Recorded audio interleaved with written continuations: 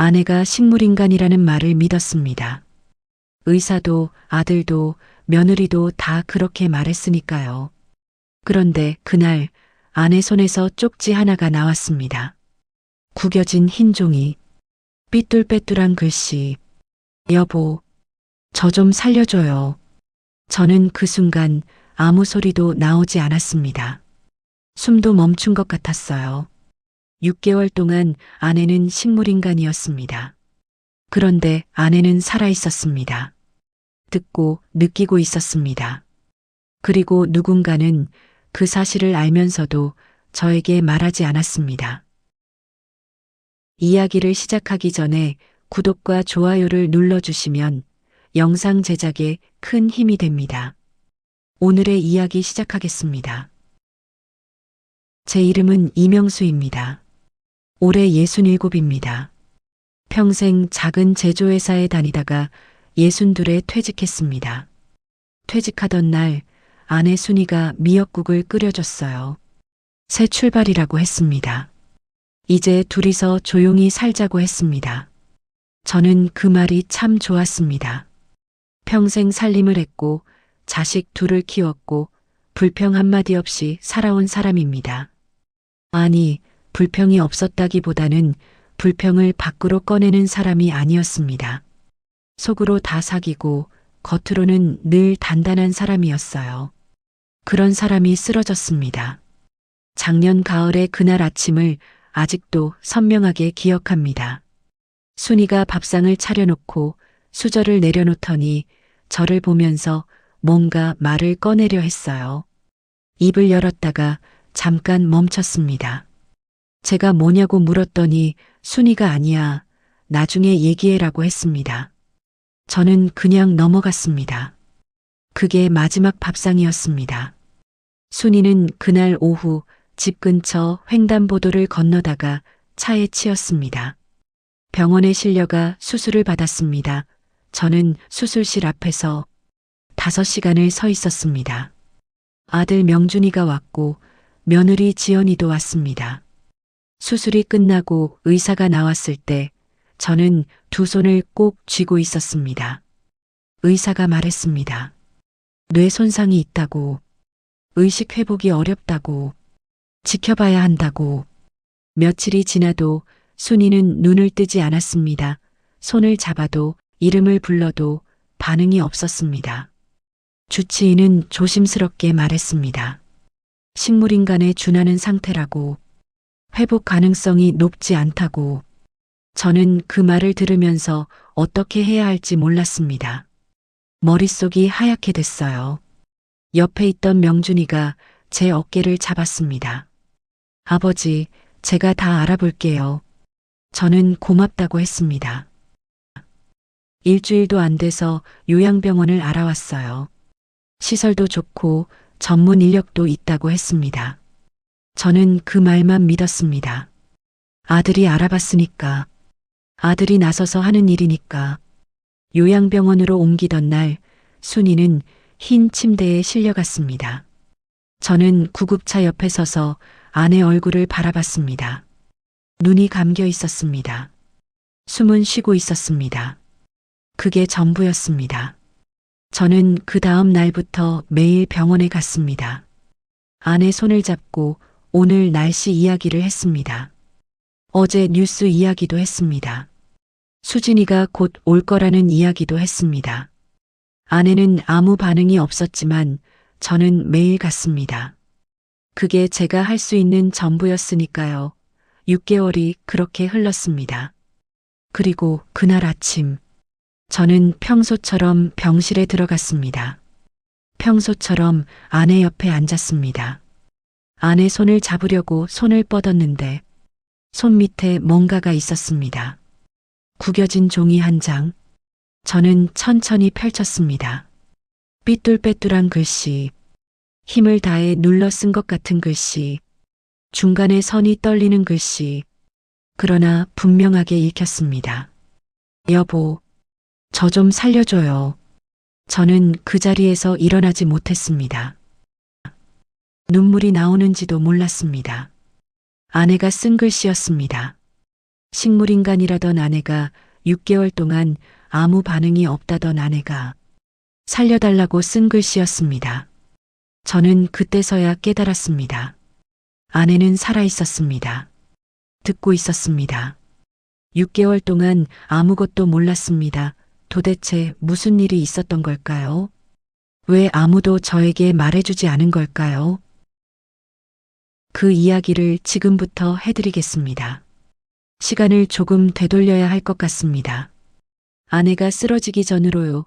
6개월 전, 저는 퇴직하고 나서 딱히 할 일이 없었습니다. 처음 몇 달은 그게 좋았어요. 늦잠도 자고, 동네 한 바퀴도 돌고, 오후에는 순이가 끓여주는 커피 한 잔 마시면서 텔레비전을 봤습니다. 소박하다면 소박한 생활이었지만 저는 그게 나쁘지 않았습니다. 그런데 순이는 달랐습니다.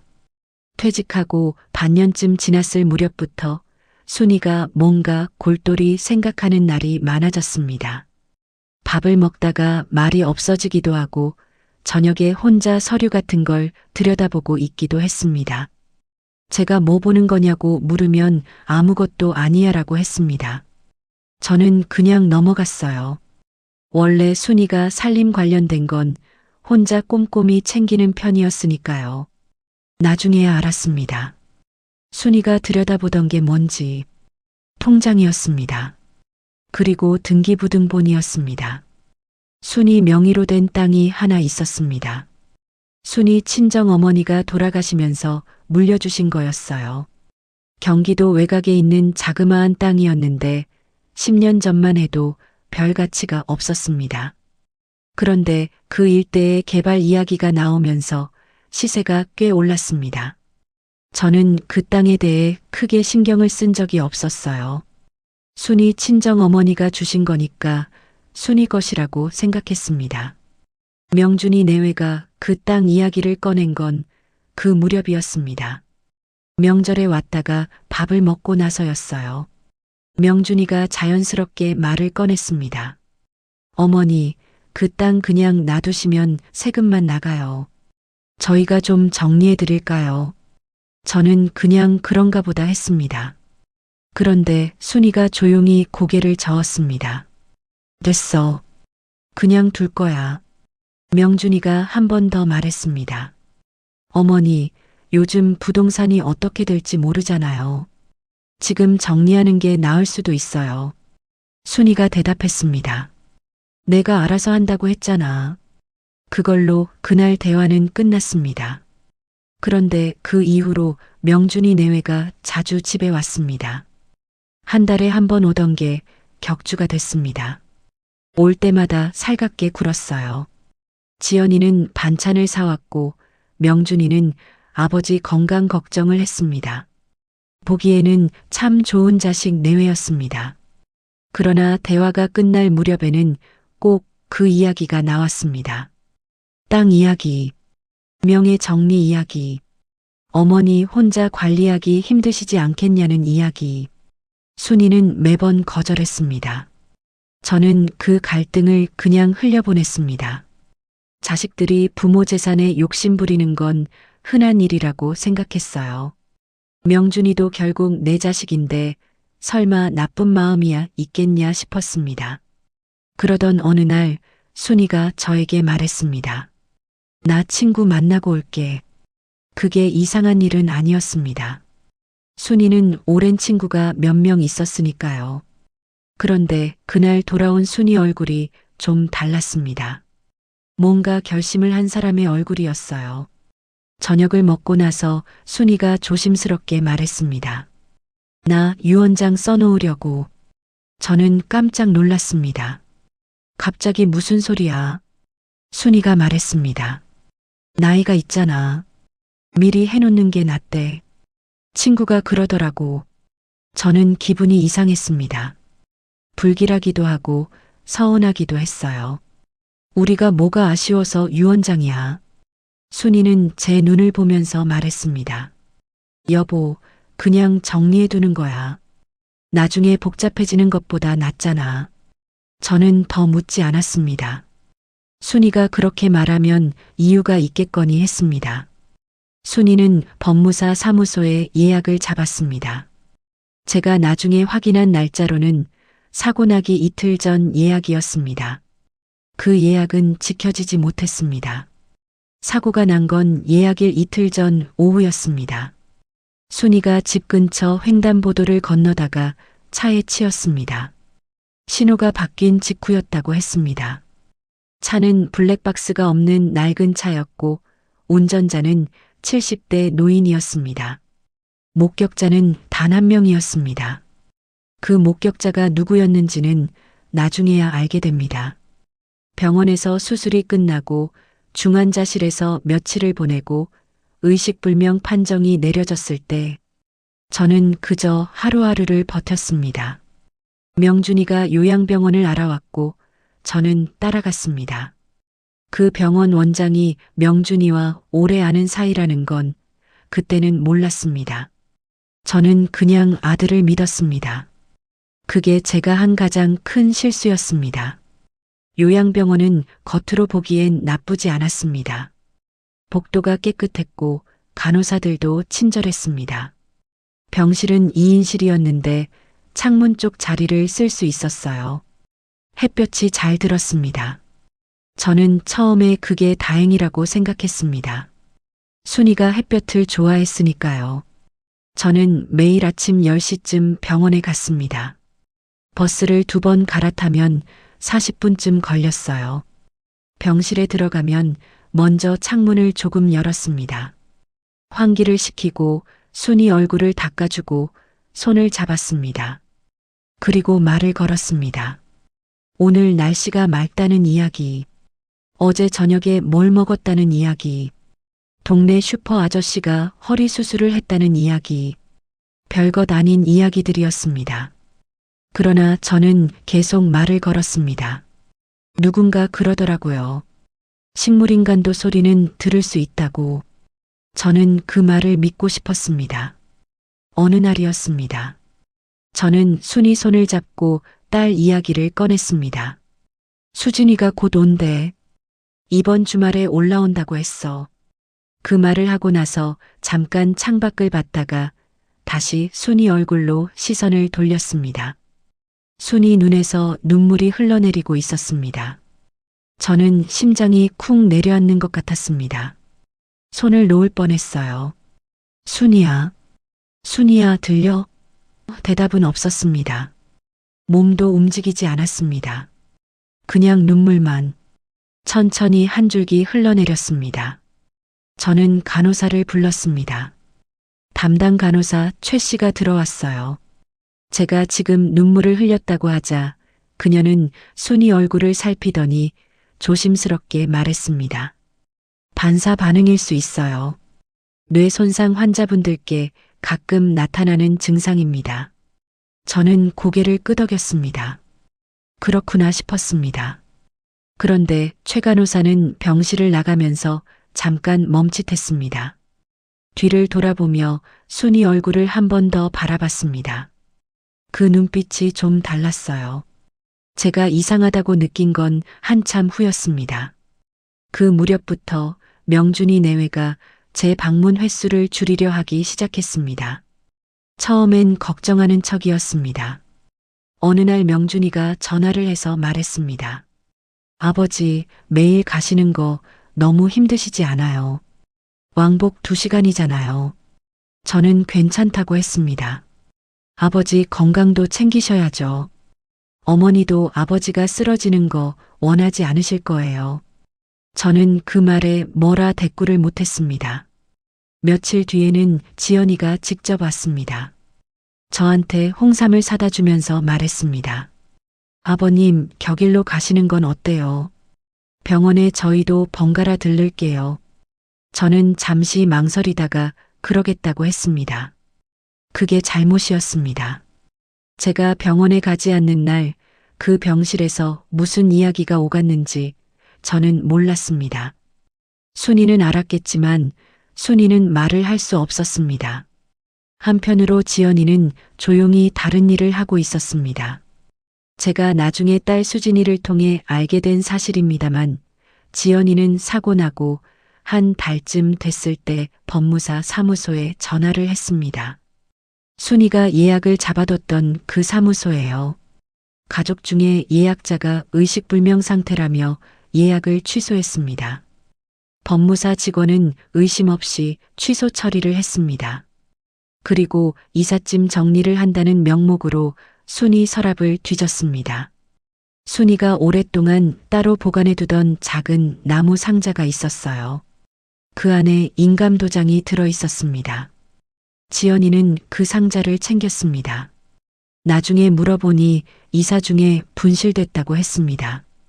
저는 그때 아무것도 몰랐습니다. 최 간호사는 그 무렵 순이를 돌보면서 이상한 점을 하나씩 발견하고 있었습니다.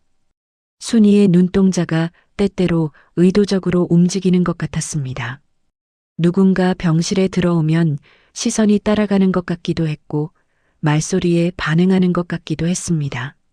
손가락도 미세하게 움직였습니다. 반사라고 보기엔 너무 규칙적이었어요. 최 간호사는 강 원장에게 보고했습니다. 환자분 반응이 조금 이상한 것 같습니다. 정밀 검사를 한 번 더 해보는 게 좋을 것 같습니다. 강 원장은 잠깐 최 간호사를 바라보다가 말했습니다. 과잉 해석하지 마세요. 뇌 손상 환자들은 그런 반응이 나올 수 있어요. 착각입니다. 최 간호사는 그 말을 듣고 병실로 돌아갔습니다. 그러나 간호일지에는 자신이 관찰한 내용을 그대로 적었습니다. 눈동자 반응 확인됨. 손가락 미세 움직임 관찰됨. 짧은 문장이었지만 그 기록은 나중에 결정적인 증거가 됩니다. 그리고 순이는 그 모든 시간 동안 침대 위에서 혼자 듣고 있었습니다. 아들 내외의 목소리를, 병실 바깥의 소리를, 그리고 남편이 오지 않는 날의 긴 침묵을. 얼마나 무서웠을까요? 얼마나 답답했을까요? 저는 지금도 그 생각을 하면 가슴이 먹먹합니다. 쪽지가 나온 건 그로부터 한 달쯤 지난 뒤였습니다. 그날은 제가 병원에 가기로 한 날이 아니었습니다. 격일로 가기로 했으니까요. 그런데 그날 아침에 눈을 뜨자마자 이상하게 마음이 불편했습니다. 특별한 이유는 없었어요. 그냥 순이 얼굴이 보고 싶었습니다. 오래된 부부가 그렇잖아요. 말로 설명이 안 되는 느낌이 가끔 옵니다. 저는 그냥 가기로 했습니다. 버스를 타고 병원에 도착한 건 오전 11시쯤이었습니다. 병실 문을 열었더니 순이 혼자였어요. 옆 침대 환자분은 재활치료 시간인지 자리가 비어 있었습니다. 조용한 병실이었습니다. 저는 평소처럼 순이 옆 의자에 앉았습니다. 손을 잡으려고 손을 뻗었는데 순이 손이 평소와 조금 달랐습니다. 뭔가를 쥐고 있는 것처럼 살짝 오므려져 있었어요. 저는 그냥 손을 잡으려다가 멈칫했습니다. 손 밑에 종이가 있었습니다. 처음엔 간호사가 두고 간 메모지인가 싶었습니다. 그런데 순이 손가락이 그 종이를 감싸고 있었습니다. 꼭 쥔 건 아니었지만 손 안에 있었습니다. 저는 조심스럽게 종이를 꺼냈습니다. 구겨져 있었습니다. 작은 종이였어요. 병원에서 흔히 쓰는 메모지 크기였습니다. 펼쳤습니다. 삐뚤빼뚤한 글씨였습니다. 선이 떨렸습니다. 중간에 힘이 빠진 것처럼 글자가 흐려지기도 했습니다. 여보, 저 좀 살려줘요. 제가 수십 년을 봐온 그 글씨체였습니다. 힘이 없고 떨렸지만 분명히 순이가 쓴 글씨였습니다. 다리가 풀렸습니다. 순이 눈이 저를 보고 있었습니다. 멍하니 허공을 바라보는 눈이 아니었습니다. 저를 똑바로 바라보는 눈이었습니다. 그 눈에 눈물이 고이기 시작했습니다.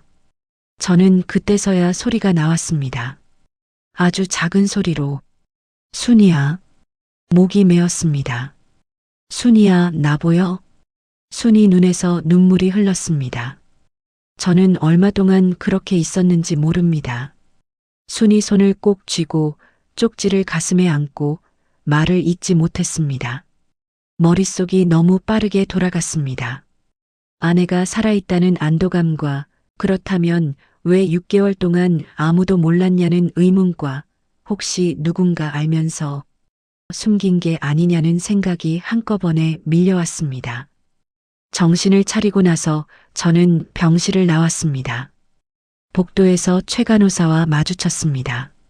그런데 최 간호사 표정이 이상했습니다. 저를 보자마자 굳어졌어요. 그리고 시선을 제 손에 있는 쪽지로 내렸습니다. 딱 한순간이었습니다. 그러나 저는 그 눈빛을 놓치지 않았습니다. 알고 있었구나. 저는 최 간호사에게 물었습니다. 이거 아셨어요? 최 간호사가 입술을 달싹였습니다. 대답을 못했습니다. 저는 다시 물었습니다. 우리 아내가 의식이 있다는 거 알고 계셨어요? 최 간호사가 주변을 한번 둘러봤습니다. 복도에 다른 사람이 없는 걸 확인하고 나서 아주 낮은 목소리로 말했습니다. 저도 확신하진 못했어요.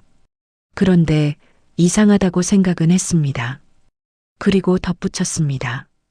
원장님께 말씀드렸는데 착각이라고 하셨어요. 저는 가슴이 서늘해졌습니다. 착각이라고 했다. 그 말 한마디로 덮어버렸다. 최 간호사는 말을 이었습니다. 어제 환자분 손에 볼펜이 닿았어요. 제가 실수로 침대 위에 두고 나온 거였는데 오늘 아침에 들어갔더니 볼펜이 바닥에 떨어져 있었고 저 쪽지가 손 안에 있었습니다. 그리고 어떻게 해야 할지 몰라서 하루를 고민했습니다. 저는 물었습니다. 왜 바로 저한테 말 안 하셨어요?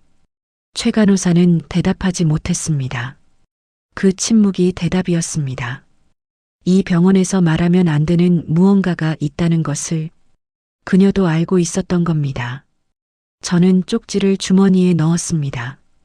그리고 병실로 돌아가 순이 손을 다시 잡았습니다. 아무 말도 하지 않았습니다. 그냥 손만 잡고 있었습니다. 순이 손이 아주 천천히 제 손을 감쌌습니다. 그 작은 움직임이 저한테는 전부였습니다. 저는 그날 집에 돌아와서 딸 수진이한테 전화를 걸었습니다. 목소리를 가다듬고 최대한 차분하게 말했습니다. 수진아, 엄마 병원으로 빨리 올라와라. 할 이야기가 있다. 수진이는 제 목소리에서 뭔가를 느꼈는지 아무것도 묻지 않았습니다. 알겠어, 아버지.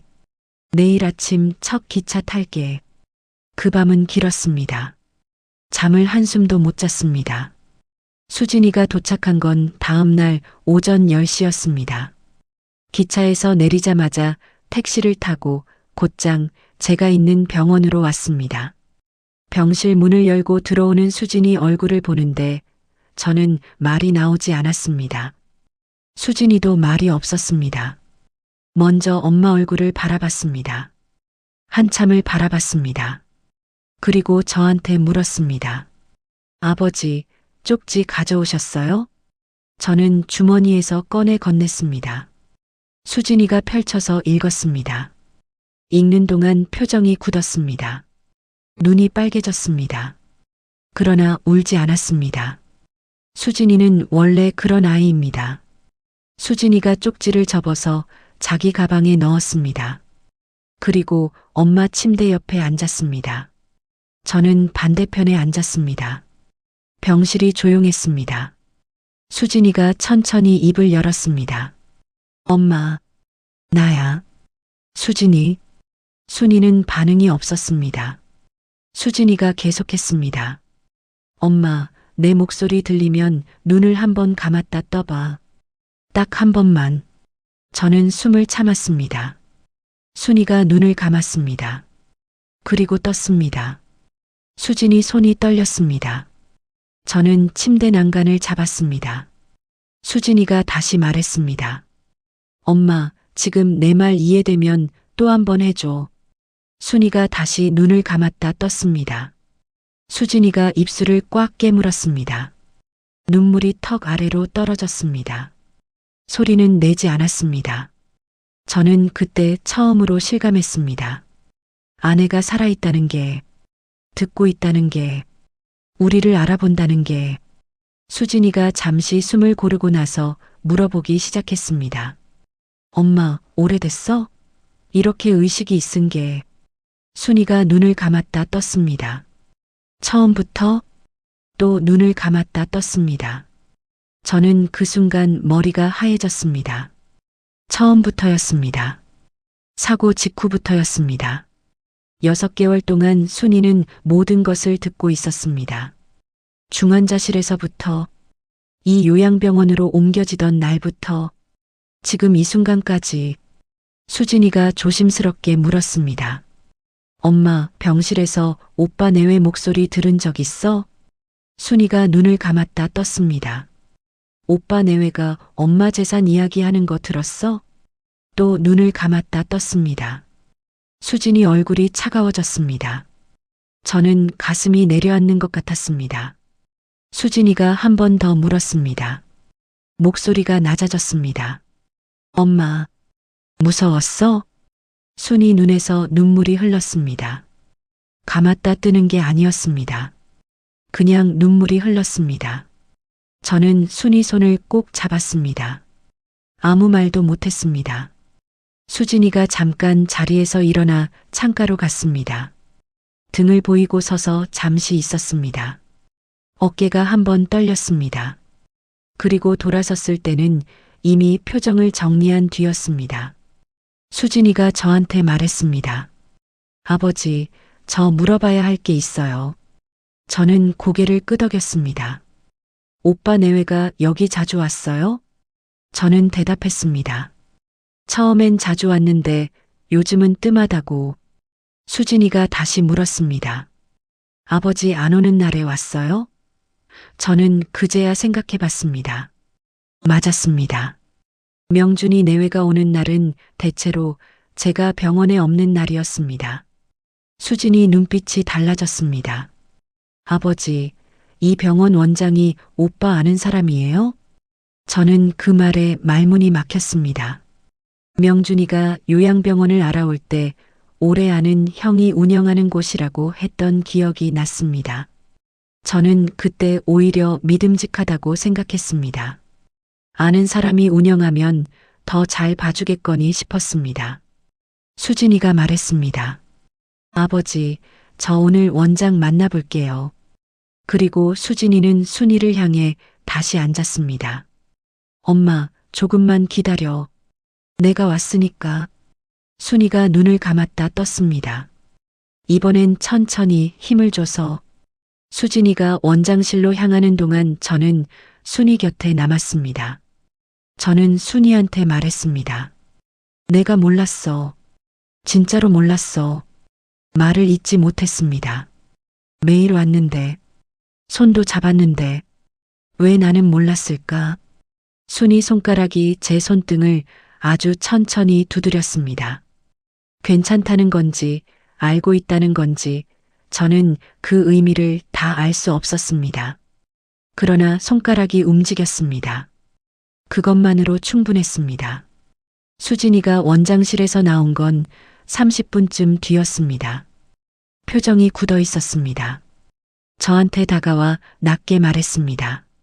아버지, 오늘 저녁에 변호사 선생님한테 전화할게요. 일단 아무한테도 아무 말하지 마세요. 오빠한테도요.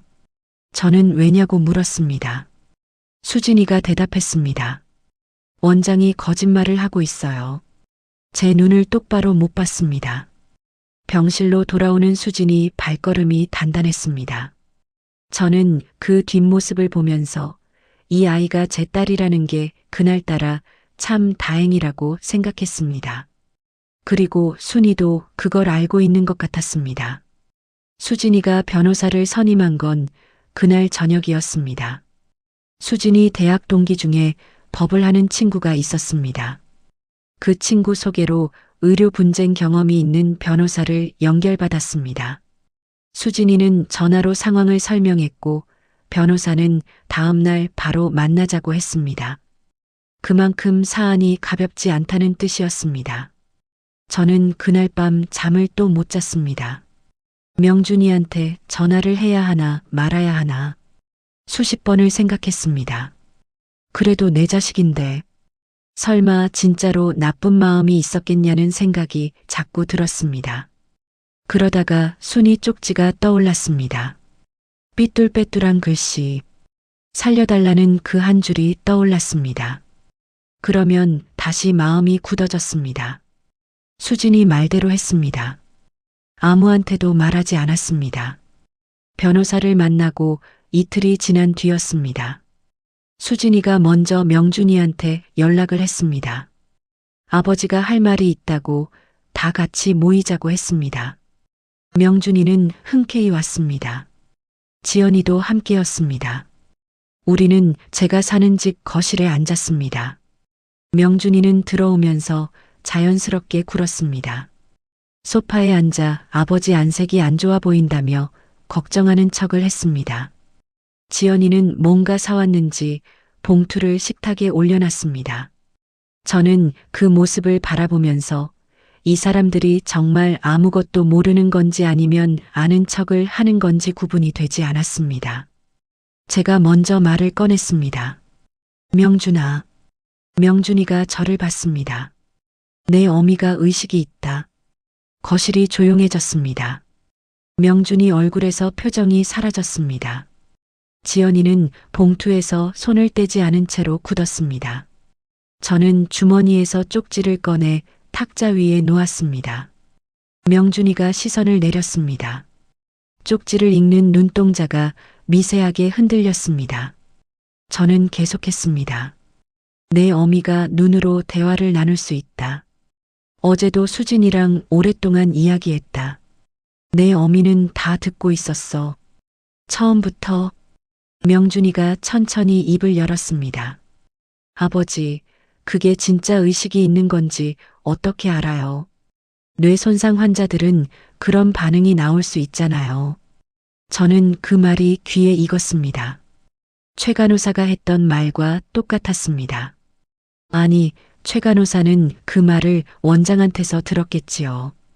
그리고 원장은 그 말을 누구한테서 들었을까요? 지연이가 끼어들었습니다. 목소리가 차분했습니다. 아버님, 저희도 어머님 걱정이 되는 건 마찬가지예요. 그런데 전문가가 판단한 걸 저희가 함부로 의심할 수는 없잖아요. 혹시 아버님이 너무 힘드셔서 보고 싶은 것만 보신 건 아닐까요? 저는 지연이를 바라봤습니다. 눈 하나 깜짝하지 않았습니다. 수진이가 그때 말했습니다. 오빠, 변호사 선임했어. 명준이 눈이 수진이한테로 돌아갔습니다. 수진이가 계속했습니다. 의무기록 열람 신청도 넣었어. 병원 진단서랑 간호일지 사이에 뭔가 안 맞는 게 있는지 확인할 거야. 그리고 원장이랑 오빠가 어떤 이야기를 나눴는지도. 명준이 얼굴에서 혈색이 빠졌습니다. 자리에서 일어서려 했습니다. 수진이가 말했습니다. 앉아, 오빠. 목소리가 낮고 단단했습니다. 명준이가 멈췄습니다. 저는 명준이를 바라보며 말했습니다. 병원 원장이랑 짠 거지? 명준이가 대답하지 않았습니다. 지연이도 입을 다물었습니다. 거실에 시계 소리만 들렸습니다. 저는 더 큰 소리를 낸 적이 없는 사람입니다. 평생 자식한테 목소리 높인 일이 손에 꼽을 정도였습니다. 그런데 그날은 저도 모르게 목소리가 올라갔습니다. 내 어미가 살려달라고 했어. 쪽지에 그렇게 썼어. 식물인간이라던 사람이, 말도 못하는 사람이 그 힘으로 쪽지를 썼어. 명준이 고개가 아래로 향했습니다. 내가 만약 알고 있었다면, 알면서 나한테 말 안 한 거라면 그게 무슨 짓인지 알아? 지연이가 그 순간에도 말했습니다. 아버님, 저희는 어머님을 위해 최선을 다했습니다. 그 마음만큼은 진심이에요. 수진이가 차갑게 받았습니다. 최선을 다한 사람이 법무사 예약을 취소해요? 인감도장을 가져가요? 지연이 입이 닫혔습니다. 처음으로 표정이 흔들렸습니다. 명준이 내외는 그날 아무 말도 못하고 집을 나갔습니다. 문이 닫히고 나서 거실이 고요해졌습니다. 수진이가 제 옆에 와서 앉았습니다. 저는 한동안 아무 말도 하지 못했습니다. 그날 밤 명준이한테서 문자가 왔습니다. 아버지, 오해가 있는 것 같습니다. 나중에 차분히 이야기해요. 저는 그 문자를 읽고 덮었습니다. 답장을 하지 않았습니다. 차분히 이야기할 것이 없었습니다. 이미 순이가 모든 것을 듣고 있었으니까요. 순이한테 직접 물어보면 될 일이었습니다. 변호사 이름은 박세준이었습니다. 40 초반의 조용한 사람이었어요. 말이 많지 않았습니다.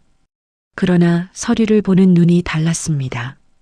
수진이가 처음 만났을 때 상황을 설명하는 중간에 박 변호사가 딱 한 가지를 물었다고 했습니다. 간호일지를 본 적 있으세요? 수진이가 없다고 하자 박 변호사가 말했습니다. 거기서부터 시작합시다. 의무기록 열람 신청은 생각보다 빠르게 처리됐습니다. 환자 보호자 자격으로 신청했고 병원 측은 거부할 수 없었습니다. 서류가 넘어오던 날 박 변호사가 수진이한테 전화를 했습니다. 목소리가 평소보다 낮았다고 했습니다. 직접 오세요. 수진이 혼자 갔습니다. 저는 병원에서 순이 곁에 있었습니다. 수진이가 돌아와서 제게 설명해 줬습니다. 천천히 하나씩. 강 원장이 작성한 공식 진단서에는 이렇게 적혀 있었습니다. 의식 반응 없음. 외부 자극에 대한 반응 미미. 회복 가능성 낮음. 지속적 식물 상태의 준함. 그런데 같은 기간 최 간호사가 작성한 간호일지에는 전혀 다른 내용이 있었습니다. 눈동자 움직임 관찰됨. 외부 소리 자극에 반응하는 듯한 시선 변화 확인됨. 손가락 미세 움직임 수차례 관찰됨. 보호자 방문 시 눈물 반응 있음. 같은 환자였습니다. 같은 병실이었습니다. 같은 날짜였습니다. 진단서와 간호일지가 정반대였습니다. 박 변호사는 이것이 단순한 기록 실수가 아니라고 했습니다. 간호일지는 날마다 현장에서 작성하는 기록입니다. 진단서는 원장이 직접 서명하는 공식 문서입니다. 현장 기록에는 의식 반응이 있다고 나오는데 공식 문서에는 없다고 적혀 있다면 그건 누군가 의도적으로 다르게 작성한 겁니다. 수진이 말을 들으면서 저는 손이 떨렸습니다. 순이는 처음부터 반응이 있었습니다. 간호사 눈에도 보였습니다. 그런데 원장은 그걸 덮었습니다. 공식 기록에서 지웠습니다. 그리고 저한테는 아들한테는 회복 가능성이 없다고 했습니다. 왜 그랬을까요? 그 답은 명준이와 원장 사이에 있었습니다. 박 변호사가 추가로 확인한 내용이 있었습니다. 요양병원 계좌로 들어온 입금 내역 중에 치료비와 별도로 명준이 명의에서 원장 개인 계좌로 들어간 돈이 있었습니다. 금액이 적지 않았습니다. 2차례에 걸쳐 들어갔고 시점은 순이가 병원에 입원한 직후와 2달 뒤였습니다. 수진이가 말했습니다. 아버지, 오빠가 원장한테 돈을 줬어요. 저는 한동안 말을 못했습니다. 아들이 돈을 줬습니다. 어머니를 제대로 치료하라고 준 게 아니었습니다. 어머니의 의식이 있다는 사실을 숨겨달라고 준 겁니다. 재활치료를 제한하고 회복 가능성을 낮게 보고하고 어머니가 스스로 아무것도 할 수 없는 상태로 묶어두기 위해서. 왜냐고요? 순이가 깨어나면 유언장을 쓸 테니까요. 순이가 깨어나면 재산을 자기 뜻대로 정리할 테니까요. 순이가 살아있으면 명준이 원하는 대로 되지 않으니까요. 제가 수진이한테 물었습니다. 그럼 사고도? 수진이가 잠깐 멈췄습니다. 아직 확실하지는 않아요. 그런데 박 변호사님이 확인해 보자고 했어요. 사고 당일 목격자 이야기였습니다. 그 목격자는 경찰 조사를 한 번 받은 뒤로 연락이 끊겼습니다. 이름은 김태성. 수진이가 수소문에서 찾아보니 명준이의 대학 선배였습니다. 나이 차이가 7살이었고 같은 과 출신이었습니다. 사고 당일 그 자리에 있었던 사람이 명준이 대학 선배였습니다. 블랙박스도 없었습니다. 목격자는 사라졌습니다. 운전자는 70대 노인이었고 사고 이후 깊이 사죄했지만 별다른 처벌을 받지 않았습니다. 박 변호사는 수사 의뢰를 검토하겠다고 했습니다. 우선은 강 원장부터 압박하는 게 순서라고 했습니다. 원장이 무너지면 명준이한테로 이어지는 건 시간 문제라고. 강 원장을 다시 만난 건 그로부터 사흘 뒤였습니다. 박 변호사와 수진이가 함께 갔습니다. 저는 자리에 없었습니다. 나중에 수진이한테 들었습니다. 원장은 처음에 버텼습니다. 진단은 의학적 판단이었다고. 기록 불일치는 담당 간호사의 주관적 해석이라고. 그러나 박 변호사가 입금 내역을 꺼내놓자 원장 얼굴이 달라졌습니다. 결국 원장이 말했습니다. 명준이한테서 부탁을 받았다고. 의식 반응을 낮게 보고해달라는 부탁이었다고. 재활치료 강도를 줄여달라는 이야기도 있었다고. 돈을 받은 건 맞다고. 수진이가 그 말을 녹음했습니다. 수진이가 집에 돌아와서 제 앞에 앉았습니다. 아무 말 없이 핸드폰을 꺼내 재생 버튼을 눌렀습니다. 원장 목소리가 흘러나왔습니다. 저는 끝까지 들었습니다. 한마디도 놓치지 않고 들었습니다. 다 듣고 나서 저는 자리에서 일어났습니다. 화장실에 들어가서 문을 잠갔습니다. 수돗물을 틀었습니다. 그리고 한참을 그렇게 있었습니다. 소리가 나오지 않았습니다. 눈물도 나오지 않았습니다. 그냥 멍했습니다. 내 아들이었습니다. 내가 키운 자식이었습니다. 순이가 큰 병원으로 옮겨진 건 그로부터 일주일 뒤였습니다. 박 변호사가 움직이는 동안 수진이는 동시에 다른 일을 진행했습니다. 제대로 된 신경과 전문 병원에 순이 상태를 설명하고 진료 예약을 잡았습니다. 요양병원 측은 막으려 했습니다. 원장은 전원 동의서에 서명을 밀었습니다. 수진이가 박 변호사를 통해 법적으로 압박하자 그제야 서명이 나왔습니다. 이송하는 날 아침이었습니다. 저는 순이 손을 잡고 말했습니다. 이제 다른 병원으로 가는 거야. 제대로 된 곳으로. 순이가 눈을 감았다 떴습니다. 저는 그 눈빛에서 뭔가를 읽었습니다. 두려움이 아니었습니다. 기다렸다는 눈빛이었습니다. 구급차가 병원 건물을 빠져나갈 때 저는 창밖을 바라봤습니다. 요양병원 건물이 멀어졌습니다. 6개월이었습니다. 순이가. 저 안에서 혼자 버텨온 6개월이었습니다. 새 병원에서 정밀 검사가 시작됐습니다. MRI, 뇌파 검사, 신경 반응 검사, 여러 가지를 했습니다. 이틀이 걸렸습니다. 저와 수진이는 번갈아 병원을 지켰습니다. 결과를 기다리는 동안 저는 병원 복도 의자에 앉아 멍하니 있는 시간이 많았습니다. 수진이는 그런 저 옆에 말없이 앉아 있었습니다. 말을 걸지 않았습니다. 그냥 옆에 있었습니다. 그것만으로 충분했습니다. 담당 의사가 저와 수진이를 부른 건 사흘째 오후였습니다. 의사는 40대 중반의 여자 선생님이었습니다. 서류를 펼쳐놓고 차분하게 설명했습니다. 뇌 손상은 있지만 범위가 당초 진단보다 제한적이라고 했습니다. 의식과 인지 기능을 담당하는 영역은 손상이 크지 않다고 했습니다. 그래서 의식이 유지될 수 있었던 거라고. 그리고 한마디를 덧붙였습니다.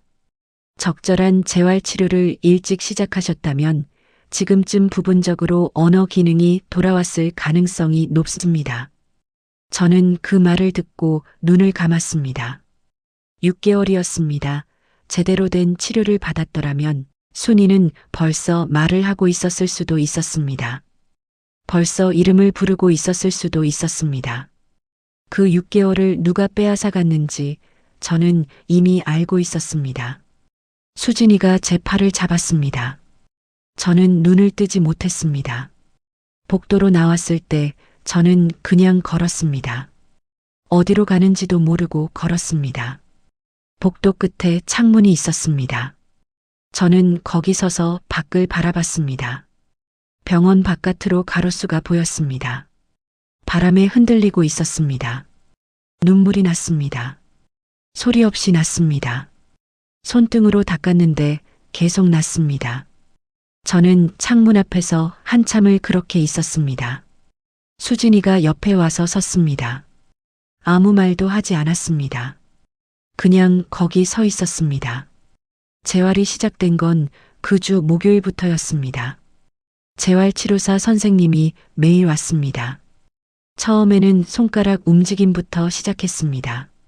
아주 작은 동작들이었습니다.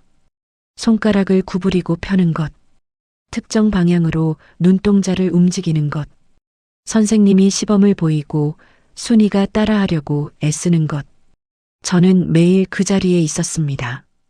순이가 손가락 하나를 움직일 때마다 저는 그게 왜 그렇게 대단해 보이던지요. 치료사 선생님이 잘하셨어요 라고 할 때마다 저는 눈이 뜨거워졌습니다. 이 사람이 이렇게 힘을 내고 있구나. 이렇게 살려고 하고 있구나. 2주쯤 지났을 때였습니다. 치료사 선생님이 발성 연습을 시작했습니다. 입모양부터였습니다. 아, 이후 소리는 나오지 않았습니다. 그냥 입술이 움직이는 것뿐이었습니다. 순이가 얼마나 힘들었을지 그 표정을 보면 알 수 있었습니다. 이마에 땀이 맺혔습니다. 그러던 어느 날이었습니다. 치료사 선생님이 나가고 병실에 저 혼자 남았습니다. 저는 순이 옆에 앉아서 손을 잡고 있었습니다. 특별한 말을 한 게 아니었습니다. 그냥 오늘 하늘이 참 맑다는 이야기를 했습니다. 창밖으로 구름이 없다는 이야기를 했습니다. 그때 순이 입에서 소리가 났습니다. 아주 작은 소리였습니다. 바람 빠지는 소리 같기도 했고 낮은 신음 같기도 했습니다. 완전한 말이 아니었습니다. 그러나 저는 그 소리가 무슨 말인지 알았습니다. 여보, 그 두 글자였습니다. 분명하지 않았지만 저는 알았습니다. 수십 년을 함께 살아온 사람의 목소리였으니까요. 어떤 소리를 내려고 하는지 저는 알 수 있었습니다. 저는 순이 손을 꼭 쥐었습니다. 말을 하려다가 목이 막혔습니다. 한참 뒤에야 겨우 나왔습니다. 나 여기 있어. 어디 안 가. 순이 눈에서 눈물이 흘렀습니다. 이번엔 저도 같이 흘렸습니다. 닦지 않았습니다. 그냥 뒀습니다. 병실에 늦은 오후 햇살이 들어왔습니다. 창문 너머로 가로수가 보였습니다. 바람에 천천히 흔들리고 있었습니다. 저는 그 햇살이 그날따라 유난히 따뜻했습니다. 수사가 시작된 건 강 원장의 자백이 나오고 나서였습니다. 박 변호사가 녹취록과 입금 내역, 간호일지와 진단서 불일치 자료를 묶어서 경찰에 제출했습니다. 사안이 명확했습니다. 의료법 위반, 진단서 허위 작성, 금품 수수.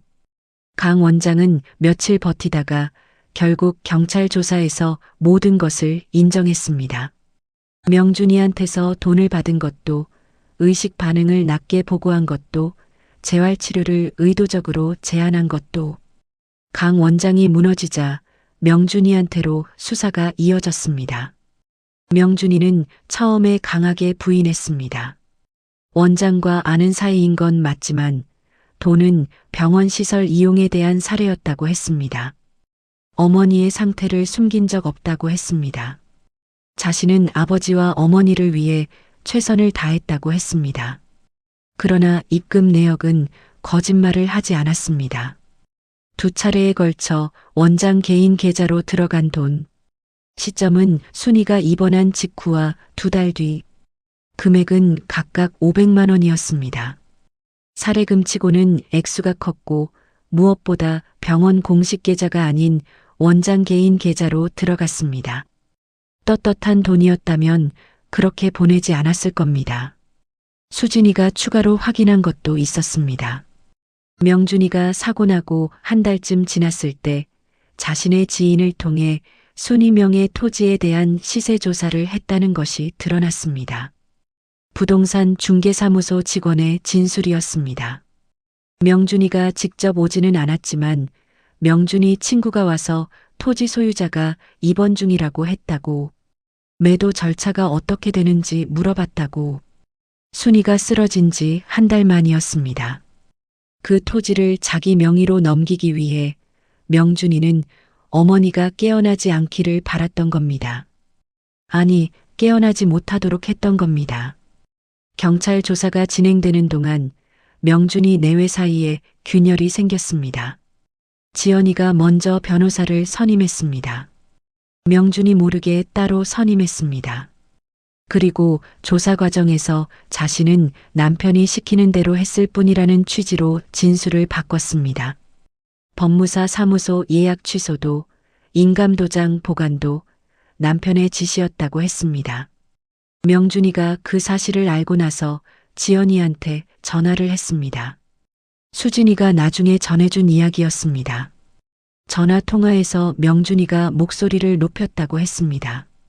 지연이는 차갑게 받아쳤다고 했습니다. 둘이서 쌓아온 것들이 한꺼번에 무너지는 소리였을 겁니다. 저는 그 이야기를 들으면서 아무 감정이 없었습니다. 불쌍하다는 생각도 들지 않았습니다. 분하다는 생각도 이미 지나갔습니다. 그냥 멍했습니다. 저 사람들이 정말 내 자식과 며느리였나 싶은 생각만 들었습니다. 명준이 직장에도 소문이 퍼졌습니다. 중소기업 관리직이었는데 사내에 이야기가 돌기 시작했습니다. 어머니 병원비를 줄이려 어머니 의식을 숨겼다는 이야기, 부모 재산을 빼돌리려 했다는 이야기, 사람 입에서 입으로 건너가는 이야기는 빠릅니다. 명준이는 결국 사직 압박을 받았고 얼마 지나지 않아 스스로 사표를 냈습니다. 집도 문제가 됐습니다.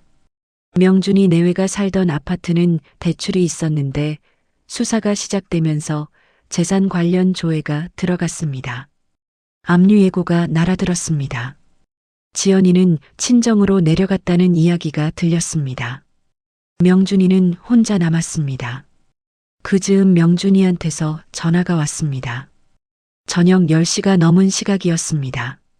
저는 병원에서 돌아와 밥도 먹지 않고 소파에 앉아 있었습니다. 전화기 화면에 명준이 이름이 떴습니다. 저는 한참을 바라봤습니다. 그리고 받았습니다. 명준이 목소리가 작았습니다. 아버지. 저는 대답하지 않았습니다. 명준이가 계속했습니다. 고소 취하해 주시면 안 돼요. 제가 잘못했어요. 아버지한테 직접 말씀드리고 싶었어요. 저는 잠시 있다가 말했습니다. 그건 내가 결정할 일이 아니다. 명준이가 멈췄습니다. 저는 계속했습니다. 내 어미한테 직접 물어봐라. 전화가 끊겼습니다. 명준이가 끄는 건지 제가 끄는 건지 기억이 나지 않습니다. 며칠 뒤 명준이가 병원에 나타났습니다. 수진이한테 연락도 없이 혼자 왔습니다. 저는 병실 밖 복도 의자에 앉아 있었는데 명준이가 들어가겠다고 했습니다. 저는 막지 않았습니다. 명준이가 병실 안에 있었던 건 10분 남짓이었습니다. 나올 때 명준이 눈이 빨개져 있었습니다. 저한테 말을 걸지 않았습니다. 저도 말을 걸지 않았습니다. 명준이가 복도를 걸어 엘리베이터 쪽으로 갔습니다. 뒷모습이 작아 보였습니다. 저는 병실로 들어갔습니다. 순이한테 물었습니다. 명준이가 뭐라 했어? 순이가 천천히 고개를 저었습니다. 고소를 취하하지 않겠다는 뜻이었습니다. 저는 그 고개 젓는 모습을 바라봤습니다. 말을 잃었던 사람이 6개월을 침대에 누워있던 사람이 이렇게 단단한 사람이었구나 싶었습니다. 순이는 원래 그런 사람이었습니다. 속으로 사귀고 겉으로는 단단한 사람. 저는 그걸 오래 알고 있었으면서도 가끔 잊고 살았습니다. 봄이 왔습니다. 병원 창밖으로 목련이 피었습니다. 순이가 목련을 좋아했습니다. 결혼하고 첫 해 봄에 둘이서 나들이를 갔다가 목련 나무 아래에서 사진을 찍은 적이 있었습니다. 순이가 그 사진을 오래 간직했습니다. 지갑 안에 넣고 다니던 때도 있었습니다. 저는 어느 날 병실 창문을 열어뒀습니다. 바람이 들어왔습니다. 순이가 창문 쪽으로 시선을 뒀습니다. 한참을 그쪽을 바라봤습니다. 저는 그 옆에서 아무 말도 하지 않았습니다. 같이 바라봤습니다. 재활은 천천히 그러나 꾸준히 나아갔습니다. 휠체어에 앉는 것부터 시작했습니다. 처음에는 등받이에 기대기도 힘들어했습니다. 그런데 일주일이 지나고 2주일이 지나면서 허리가 조금씩 세워졌습니다. 치료사 선생님이 그걸 두고 많이 좋아지셨어요 라고 했을 때 순이 입꼬리가 아주 조금 올라갔습니다. 저는 그 표정을 놓치지 않았습니다. 웃었습니다. 작았지만 웃은 겁니다. 한 달쯤 지나서 워커를 짚고 서는 연습을 시작했습니다. 쉽지 않았습니다. 처음 일어서던 날 순이 다리가 떨렸습니다. 치료사 선생님이 양쪽에서 잡았고 저도 손을 뻗었습니다. 순이가 겨우 몸을 일으켰습니다. 서 있었던 건 10초도 안 됐습니다. 그러나 섰습니다. 저는 그날 집에 돌아와서 수진이한테 전화를 했습니다. 엄마 오늘 일어섰다. 수진이가 전화기 너머로 울었습니다. 저도 울었습니다. 전화를 끊고 나서도 한참을 그렇게 있었습니다. 발음 연습도 조금씩 진전이 있었습니다. 입술 모양부터 시작해서 모음 소리를 내는 연습을 했습니다. 처음엔 숨소리 같았습니다. 그러다 조금씩 모양이 생겼습니다. 치료사 선생님은 서두르지 말라고 했습니다. 뇌가 다시 연결되는 데는 시간이 필요하다고 했습니다. 저는 그 말을 믿었습니다. 기다렸습니다. 그러던 어느 저녁이었습니다. 수진이가 와 있었습니다. 셋이서 병실에 있었어요. 수진이가 바깥에서 사온 과일을 깎고 있었고 저는 순이 옆에 앉아 있었습니다. 병실이 조용했습니다. 텔레비전도 꺼져 있었습니다. 순이가 입을 열었습니다. 소리가 났습니다. 전보다 컸습니다. 끊겼다가 다시 이어지는 소리였지만 이번엔 분명했습니다. 저와 수진이가 동시에 순이를 봤습니다.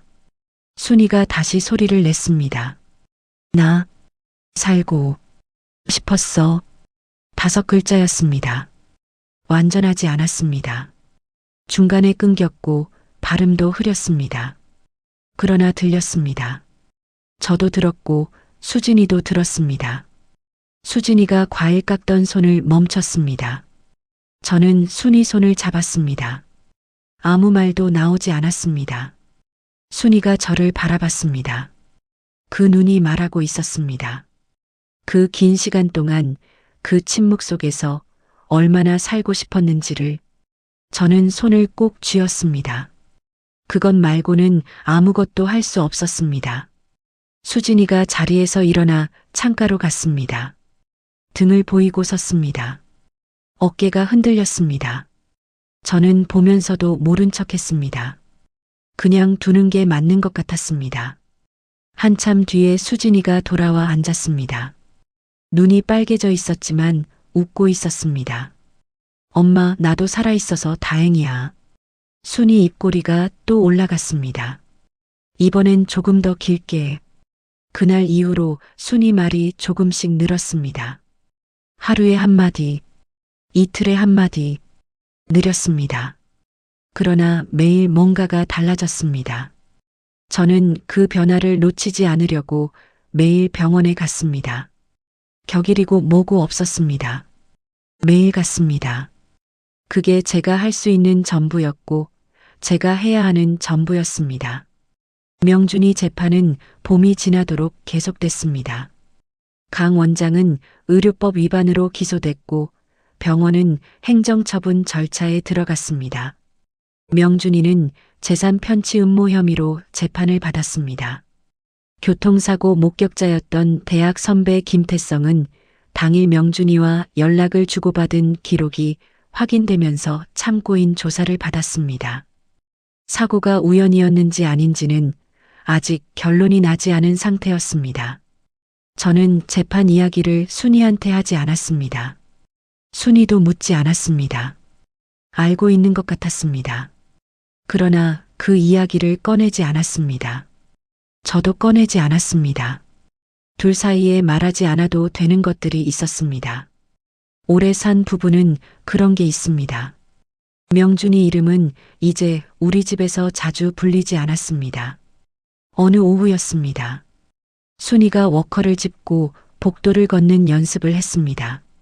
치료사 선생님이 앞에서 걷고 저는 옆에서 따라 걸었습니다. 순이가 한 발 한 발 내딛었습니다. 느렸습니다. 복도 끝까지 가는데 한참이 걸렸습니다. 복도 끝 창문 앞에서 순이가 멈췄습니다. 창밖으로 병원 정원이 보였습니다. 목련은 이미 졌고 초록 잎이 가득했습니다. 바람이 불어 나뭇잎이 흔들렸습니다. 순이가 그걸 바라봤습니다. 그리고 천천히 손을 들었습니다. 워커에서 손을 떼고 제 손을 잡았습니다. 저는 그 손을 꼭 쥐었습니다.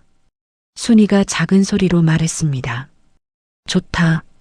딱 한마디였습니다. 바깥이 좋다는 건지, 지금 이 순간이 좋다는 건지, 살아있는 게 좋다는 건지, 저는 묻지 않았습니다. 다 같은 말이었을 테니까요. 저는 순이 손을 잡고 창밖을 같이 바라봤습니다. 나뭇잎이 바람에 흔들렸습니다. 햇살이 따뜻했습니다. 아내가 살아있었습니다. 내 옆에 서 있었습니다. 그것으로 충분했습니다. 오늘의 이야기는 여기까지입니다. 비슷한 이야기를 원하신다면 구독과 알림 설정 해두시면 좋겠습니다.